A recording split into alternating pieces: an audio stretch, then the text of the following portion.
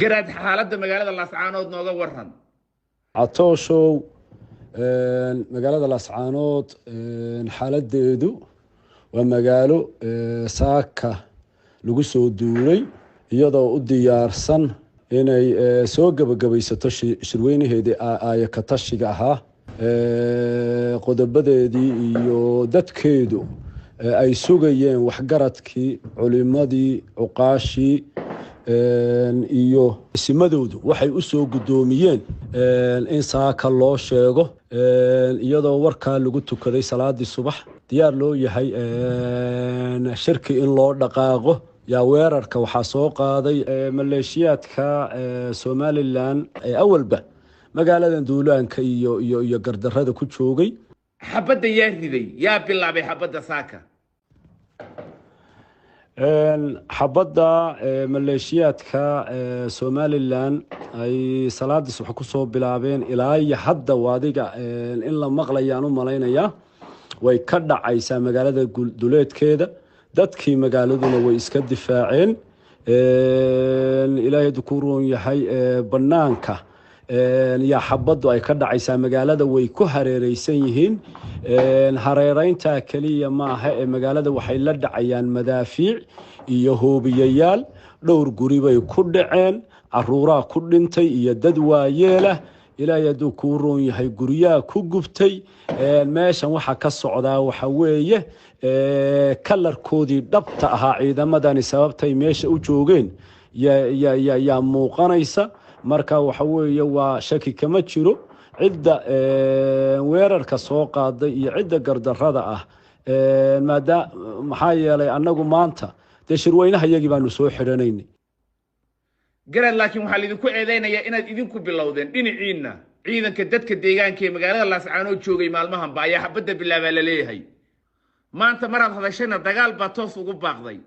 ma is leedahay garaad jaamacow hadalkaas waa laga qurux badnaa. Catooshow sidaan sheegay annagu maanta shirkaanu soo gabagabaysanaynay waa soo xidhanaynay macquuliyadda way ka fog tahay cid intay shirtay shirkeedii ku ballantay oo la ogaa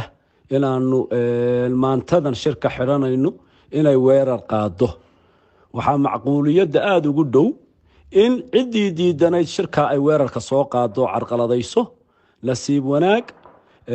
inkastuu xafladii aanu ku talagalnay iyo dadkaanu ku talagalnay aanaan u waxayn oo xabada nagu bilaabantay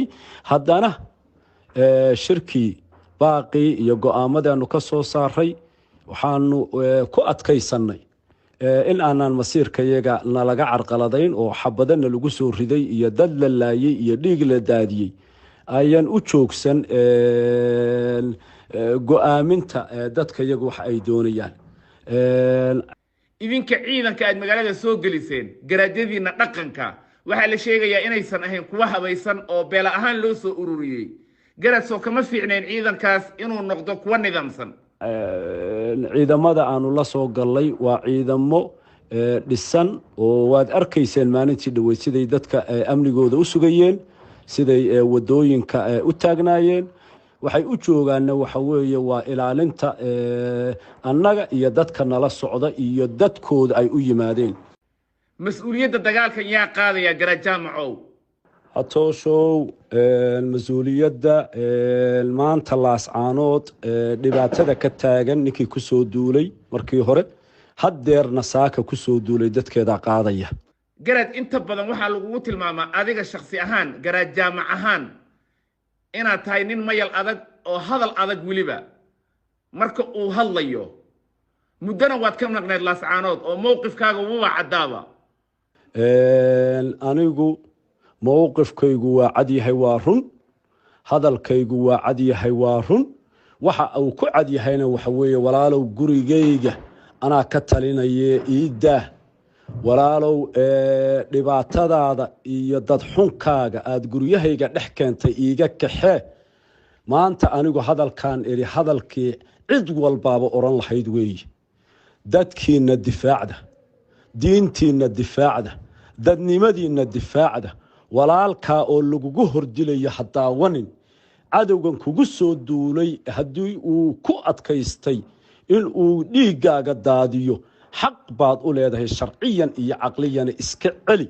taas mar walba waa leeyahay waana xuquuqda bini aadamku ay leeyihiin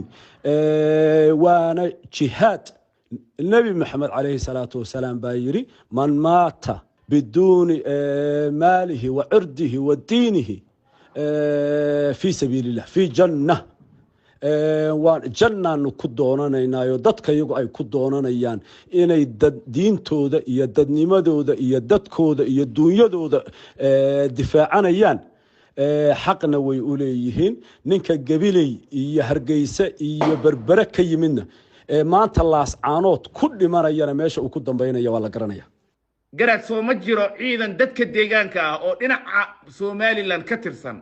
ama military ha aadaan oo ciidanka Somaliland ha ka mishar qaataan ama ha taageeraan qalbi ahaan waaba la ogaan doonaa catooshowe maanta ilaahay baa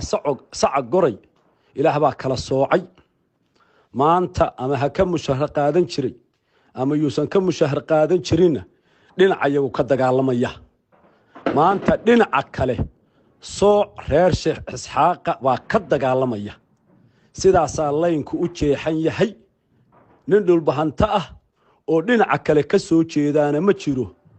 nin ilaahay hadduu kuuna reer kale oo dhinaca iyaga ka jeedaana ma jiro way kala soocan tahay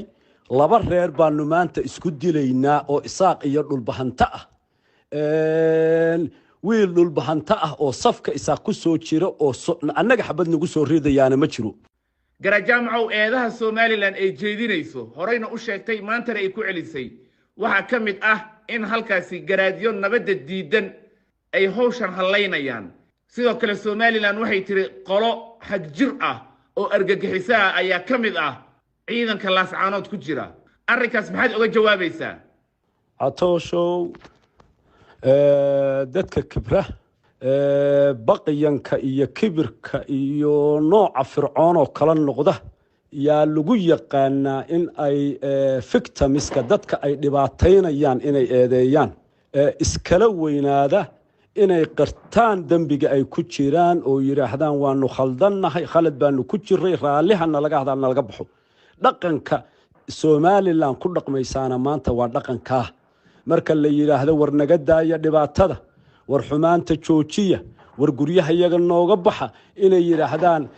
dad xun baa meesha soo galay oo ilaahay hadduu ku roon yahay cid nooga wacani meesha miyaa jirtaa ilaahan aniga ahayn idin ma ogi dawladan aniga ahayn idin ma ogi waxay ka dheefan baan eegaynaa cidda leh naga baxa cidda leh dalka iyaga joogi maysaan oo ka talin maysaan cidda leh ilaahay hadduu ku roon yahay waxba ma wada lihinoo waddanka iyaga go'i maayo Soomaaliya inteeda kale cidda leh annaga Soomaaliya nama ayan dhibaataynoo nama dilin waa annaga weey waa isimadii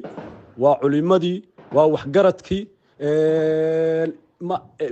shalayna waa lahayn maantana waa leenahay berina waa leenahay oran doonaa insha Allah garaad soo ma jirto odayaal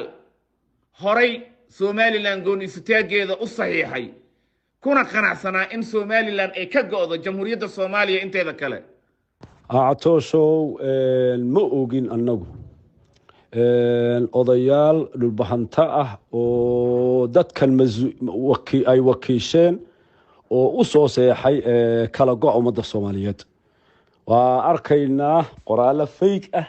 waa waxba ka jirin oo meelaha la marmarinayo waxa kaliya dadkan ay og yihiin waxay ahayd nabad shirkii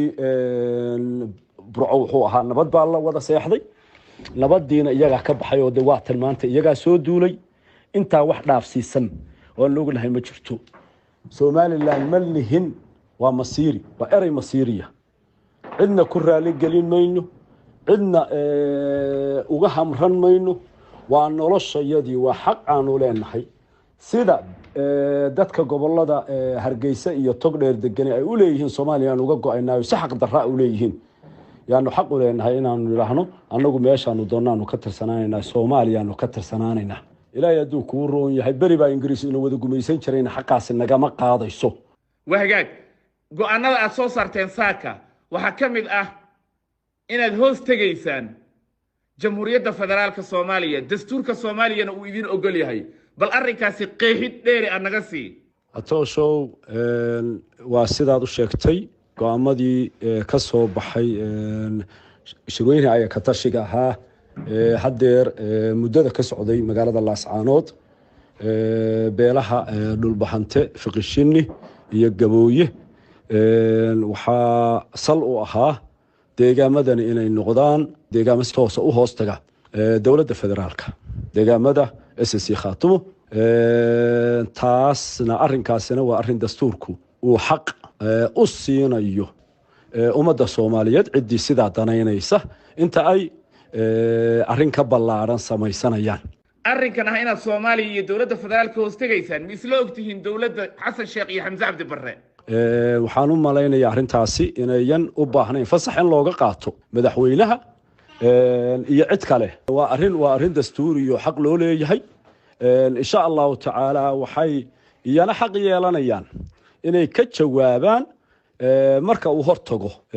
laakiin se dadkani xaqoodii way sheegteen waxa ay doonayaanna kaa weeye insha Allahu tacaala waxaan rajaynaynaa in ay horaa dadkan xaqoodii loo duudsiyay oo loogu qalciyay cid kale loogu raali galiyay in xaqooda la siiyo marka maanta inayan mar labaad iyo mar saddexaad horaa loo dulmiyay inayan dib dambe u dhicin insha Allahu tacaala oo dawladdu ay ka jawaabto jawaab wacan ka bixiso go'aamada dadkani ay reer SSC Khaatumo ay gaareen